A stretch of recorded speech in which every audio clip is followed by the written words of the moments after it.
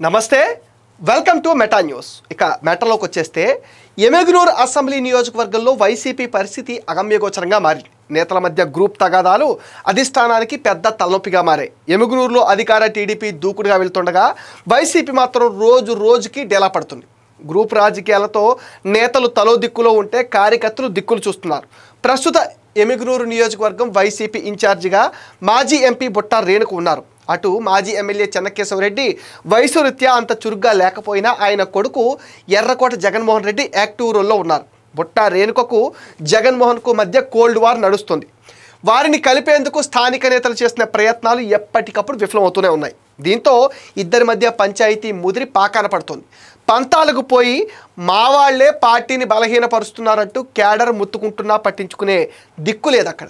బుట్టా రేణుక ఎర్రకోట జగన్ వర్గాలు ప్రతి సందర్భంలోనూ ఎవరికి వారే యమునా తీరే అన్నట్టుగా వేరువేరుగా కార్యక్రమాలు నిర్వహిస్తున్నారు. దీంతో క్యాడర్ ఎవరి వెంట నడవాలో తెలియక తలలు పట్టుకుంటున్నారు.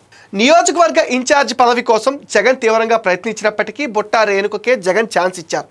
అప్పటి నుంచి ఇద్దరి మధ్య విభేదాలు పెరిగినట్టుగా చెప్పుకుంటున్నారు. వచ్చే ఎన్నికల నాటికి నియోజకవర్గాల పునర్విభజన జరిగితే అవకాశం కల్పిస్తామని జగన్కు హామీ ఇచ్చిందట వైసీపీ అధిష్టానం. అయితే అది జరుగుతుందన్న నమ్మకం లేకపోవడంతో నియోజకవర్గంలో పట్టు కోసం జగన్ గట్టి ప్రయత్నాలే చేస్తున్నారట. పార్టీ ఆవిర్భావ దినోత్సవం, వైఎస్ఆర్ జయంతి, చలో ఆదోని మెడికల్ కాలేజ్ వంటి కార్యక్రమాలన్నింటినీ ఎవరికి వారు వేరువేరుగా నిర్వహించారు. అటు నియోజకవర్గంలో ఇన్ఛార్జ్ బుట్టా రేణుక సొంతంగా 8 మందితో కమిటీ ఏర్పాటు చేసుకున్నారు. పార్టీ కార్యక్రమాల నిర్వహణను ఈ కమిటీ సమన్వయం చేస్తుంది. ఇది జగన్మోహన్ రెడ్డి వర్గానికి అస్సలు మింగుడు పట్టలేదు.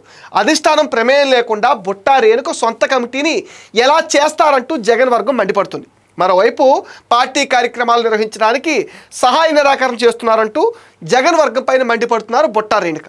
ఎమ్మిగనూరు మున్సిపాలిటీలో వైసీపీకి బలం ఉన్న సమన్వయం లేక గ్రూపులుగా విడిపోవటం వల్లే బలహీనపడినట్టుగా చెప్పుకుంటున్నారు.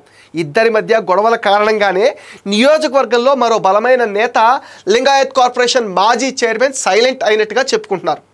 మాజీ ఎంపీ బుట్టాతో మాజీ ఎమ్మెల్యే చెన్నకేశవరెడ్డికి మొదటి నుంచి పట్టం లేదు. 2024 ఎన్నికల్లో రేణుకను ఎమ్మిగనూరు వైసీపీ అభ్యర్థిగా పోటీ చేయించడంలో ఆ గ్యాప్ మరింత పెరిగిందట. ఎన్నికల్లో చెన్నకేశవరెడ్డి వర్గీయులు కొందరు ఆమెతో కలిసి పనిచేసిన పెద్ద ఆయన మాత్రం అంటీ ముట్టనట్టుగానే ఉన్నారట. మరోవైపు మాజీ ఎమ్మెల్యే వర్గీయులు కొందరు ఏకంగా టీడీపీ కండువాలు కప్పుకున్నారు. కొందరు అంతర్గతంగా రేణుకకు వ్యతిరేకంగా పనిచేస్తున్నారట. ఈ సమన్వయలేమి కారణంగానే గత ఎన్నికల్లో బుట్టా రేణుక ఓడిపోయారన్న అభిప్రాయం కూడా ఉంది. బుట్టా వర్సెస్ ఎర్రకోట వర్గాల మధ్య విభేదాల కారణంగా పార్టీ నష్టపోతుండటంతో సమన్వయం కోసం పెద్దలు ప్రయత్నాలు మొదలుపెట్టారు. అయినప్పటికీ పెద్దగా రిజల్ట్ రావటం లేదంటున్నారు. జిల్లా అధ్యక్షుడు ఎస్వి మోహన్ రెడ్డి ఎమ్మిగనూరు వైసీపీ ఆత్మీయ సమావేశం నిర్వహించారు.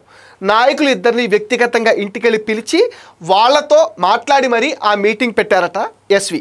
కానీ తీరా డయాస్ మీదకి వచ్చేసరికి చెన్నకేశవరెడ్డి యథావిధిగా బుట్టా రేణుక పైన విమర్శలు ఎక్కుపెట్టారు. రేణుక అందరినీ కలుపుకుపోవటం లేదని చెన్నకేశవరెడ్డి ఆరోపిస్తే వారే తనకు సహకరించటం లేదని రేణుక పోటాపోటీగా వాదులాడుకున్నారట.